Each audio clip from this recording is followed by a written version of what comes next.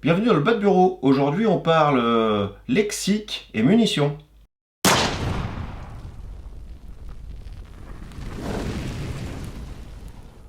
Toujours dans la même idée d'apprentissage pour les nouveaux arrivés. Je vais vous parler un petit peu, je vais commencer une série de vidéos sur le lexique. Et donc, je commence avec les munitions, qui est quelque chose de le plus commun à toutes les disciplines de tir. On a des munitions. Alors ici, j'ai deux types, il peut y en avoir beaucoup plus, hein. Mais c'est surtout pour dégrossir. Donc, une munition d'arme longue, c'est ce que l'on va mettre dans des fusils, c'est une arme longue. Et une munition d'arme de poing, c'est ce que l'on va avoir dans des armes dites de poing, c'est-à-dire en gros on le tient à une seule main. Mais par exemple comme ici du 44 Magnum, ça peut être aussi une munition d'arme longue. Hein. Moi j'ai une Winchester en 44 Magnum, donc ça passe aussi. C'est pas bien grave, c'est pas bien important pour ce que l'on va faire aujourd'hui. Et ici on a tout ce qui va être le canon lisse, le fameux fusil de chasse. Voilà, c'est du 12 ici, ça peut être du 16, du 20. En fait, c'est les diamètres qui changent tout simplement. Mais la composition de la cartouche est la même. Donc, ici on a de la poudre, ici on a des amorces. Ça, c'est les amorces de la chasse qu'on retrouve ici. Ici, on a les amorces pour tout ce qui va être cartouche métallique. Hein, c'est surtout c'est un peu les différences aussi. Puis après, il y a la poudre noire, mais ça, c'est encore autre chose. On fera une vidéo spécifique. Là, j'ai de la poudre, c'est la 3N37 de chez Vita. Et ici, de la paillette, c'est souvent ce qu'on utilise pour le calibre 12. Ce que l'on voit qui change beaucoup, enfin, les gros changements en fait d'une munition à une autre du même calibre, ça va être les ogives. Alors, ici en 308, j'ai qu'une seule ogive que j'ai sortie. Par contre, en 44 Magnum, on va avoir ici ce qu'on appelle un soft point, c'est-à-dire le bout mou, en gros, en français. C'est que le plomb est apparent. Et à côté, on va avoir une cartouche plutôt de défense, c'est Gold Dot. C'est du hollow point, c'est-à-dire troué. Et ça permet une stabilisation en vol. Et ça permet aussi une expansion spécifique pour bien transmettre la force d'impact et le pouvoir d'arrêt. Ici, pareil, en 12, on a des slugs en hollow point, donc avec un trou, et des diabolos comme au 10 mètres, mais en version plus gros. Je n'ai pas ici parce que je ne recharge pas, c'est la grenaille. Mais ici, là, à la place du slug, on pourra avoir un tas de petits plombs ronds. Et ça, je verrai plus tard parce que je vais même voir aller couler mes plombs. Et ça reviendra au même. C'est-à-dire que soit dans cette bourre à godet, on met un slug, diabolo, soit on met du plomb. On va d'ailleurs commencer par le 12. Donc, il nous faut déjà un étui, une douille, si vous voulez. C'est pas vraiment le douille, c'est à partir de 20. On n'est pas loin de 20, mais ça n'en est pas. Donc, il nous faut ça. Une fois qu'on a tiré, il faut changer l'amorce. L'amorce, c'est cette petite partie que vient frapper le percuteur et qui met le feu à la poudre. Donc, dans l'ordre, on a l'étui. Il faut boucher le trou au fond, ici. Donc là, vous voyez, on a l'amorce qui est déjà en place. C'est la même que celle-ci. Vous voyez, c'est juste cette petite partie centrale. Une fois que ça s'est fermé, on va mettre la poudre dedans. Pour isoler le projectile, on va dire, ça peut être plein de choses, on va mettre une bourre. La bourre est déterminée en fonction du projectile, justement. Soit on a un gros slug comme ça, qui fait pile poil le calibre de ce que l'on va tirer. Dans ce cas-là, on ne met pas de bourre à l'extérieur. Soit c'est du sous-calibré, comme ici. Donc si on le met dedans, ça aurait une tendance à avoir du jeu. Donc dans ce cas-là, on le met dans une bourre qui, elle, va arriver tout autour. Et c'est ça qui va être en contact avec le canon, en fait. Et à la sortie, ça va faire des pétales, ça va s'écarter avec le vent, on va dire, avec la vitesse de déplacement. Ça va s'écarter et la balle va pouvoir partir, le slug, dans ce cas-là. Voilà pour le côté arme lisse. Les termes, c'est ça. Hein. Donc ça va être plutôt une douille ou un étui.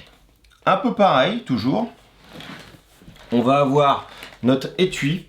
Alors, il y a des étuis, par exemple pour les métalliques, soit en laiton apparent comme ça, soit en laiton nickelé pour le rechargement. Mais il y a aussi maintenant de différentes sortes autres, mais que l'on ne va pas pouvoir recharger.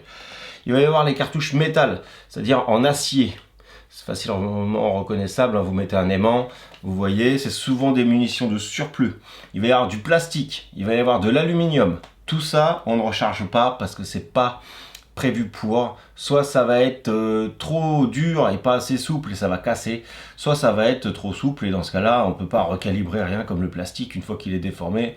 On ne peut pas le recalibrer comme ici, on va pouvoir coulisser quelque chose dessus qui va reprendre la forme. Donc on a notre étui. Là, l'étui, un peu comme celui-ci, vous voyez l'amorce, il y a un tout petit point. Ça veut dire qu'elle a été percutée. Et oui, ça a déjà été tiré, ça. Donc on vient changer l'amorce. L'amorce, c'est beaucoup plus petit. Vous voyez ici, elle est toute lisse. Elle n'a pas été percutée. Donc on vient remplacer ça. Et ensuite, on vient mettre notre poudre. Une fois que notre poudre est mise, là, on peut mettre notre ogive. Vous voyez l'ogive, ça c'est une ogive avec un petit bout rouge qui lui va pénétrer à l'intérieur et va expandre la balle. Ça c'est l'arrière de la balle, c'est ce que l'on appelle un boat tail, c'est-à-dire un cul de bateau, en gros en français. Ça permet au gaz aussi de pouvoir s'échapper, c'est intéressant au niveau précision. Ça c'est type, c'est le bout, hein, c'est ce qu'on appelle type. Et vous voyez que ça rentre dans l'étui. L'étui maintenant, il a aussi son lexique à lui. Ici, c'est le collet. Si vous allez bien voir, voilà. Ici, là, c'est le collet. Ça, c'est ce que l'on appelle le raccordement. Ici, on a affaire au corps, en fait, corps de l'étui. Derrière, on a le puits d'amorce ou le logement d'amorce. On a ici ce qui va permettre d'éjecter après l'étui avec un petit doigt d'éjecteur qui va venir faire sauter l'étui. C'est au niveau du culot. Le culot, c'est tout l'arrière ici, là où il y a le puits d'amorce. C'est la gorge. D'ailleurs, le G de gorge se retrouve sur certaines munitions pour signifier justement que ce sont des munitions à gorge. Petite précision aussi, donc là on était sur un système à gorge, c'est le numéro 3 que vous avez en plein milieu. Il existe aussi, souvent utilisé pour les revolvers, le numéro 5, ça permet de bloquer et de faire l'étanchéité dans le barillet, et l'éjection aussi. Quand on retire l'amorce et le petit chemin qui passe de l'amorce jusqu'à la poudre, ça s'appelle l'évent. C'est là où on passe une aiguille pour éjecter l'amorce.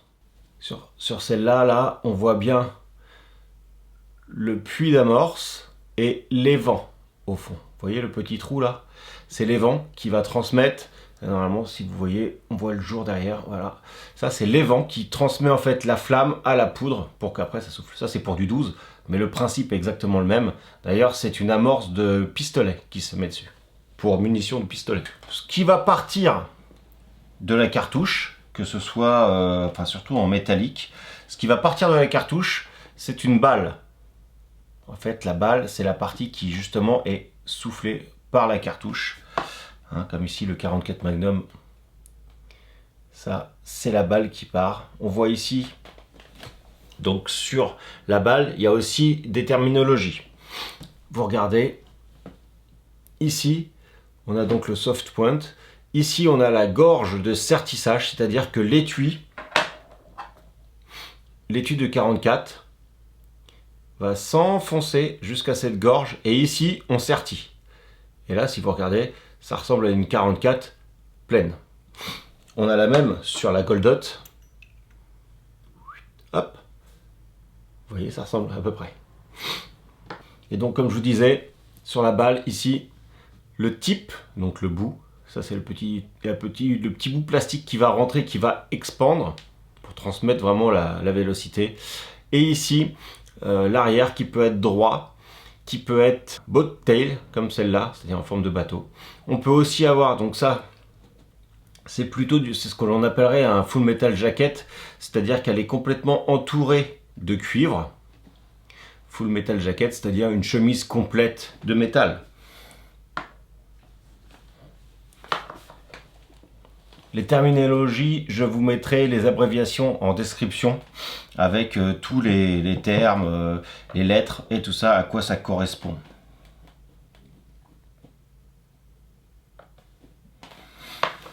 Pour les amorces, ça reste assez simple. On a des larges pistoles, small pistol, parle anglais parce que c'est le terme.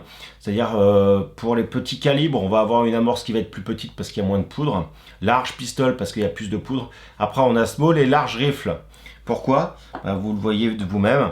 Les étuis sont plus longs et donc il va falloir que la propagation de la flamme soit plus longue. Le front de flamme. Et encore là, ça va, parce que c'est du 308. Mais si vous avez des étuis pour le calibre 50 qui fait 10 cm de long, faut vraiment, et là il y a de la poudre dedans, donc il faut vraiment que tout s'enflamme en même temps, ou au plus vite. Et en tous les cas, toujours pareil. Donc il ne faut pas laisser le hasard à une toute petite amorce qui pourrait ou non partir. C'est ce que l'on appelle après faire un long feu.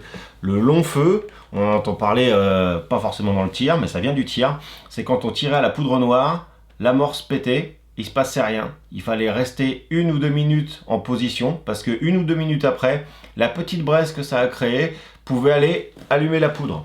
Et là, c'est accident. Si vous avez mis votre arme ou si vous regardez dans le canon, je vous laisse imaginer l'idée. Voilà. Je pense que c'est pas trop mal pour un premier contact au lexique. Si vous avez des questions, mettez-les en commentaire. J'ai peut-être oublié quelque chose.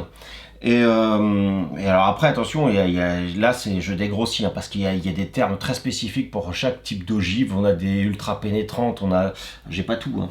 Mais j'essaierai de vous mettre quelques photos au fur et à mesure dans la vidéo. Mais n'hésitez pas à laisser un commentaire et à poser vos questions. Je referai d'autres vidéos lexiques pour les pistolets, les revolvers et les carabines certainement. Et peut-être que je reviendrai sur des munitions spécifiques après. Où je vous ferai tout simplement une vidéo découverte de munitions un peu exotiques, pas forcément lexiques. Voilà, merci à tous. N'hésitez pas à vous abonner à mes pages Facebook ou YouTube. Vous pouvez aussi venir sur Patreon si vous voulez me supporter un petit peu. Et puis à bientôt pour une nouvelle aventure.